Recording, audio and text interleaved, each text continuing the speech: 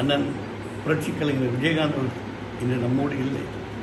நம்மை எல்லாம் விட்டு மீளா தூவிலே ஆழ்த்திவிட்டு சென்று விட்டார்.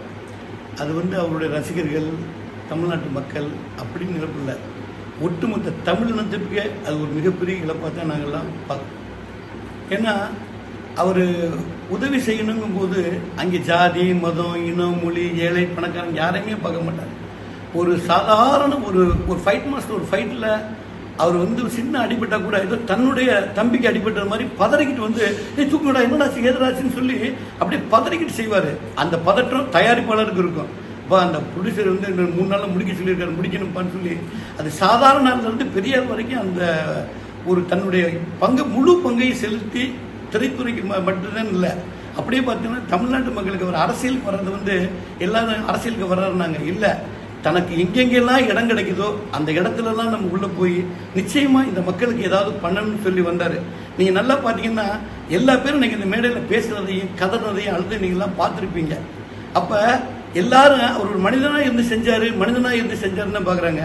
ஆனால் நான் அப்படி அவரை பார்க்கல. அவர் ஒரு அவதாரம், ஒரு சில குறிப்பிட்ட நோக்கங்களுக்காக அவர் அவதரித்து வந்தார். நான் அவதாரத்தில் தன்னுடைய கடமையை முடிச்சுக்கிட்டாரு.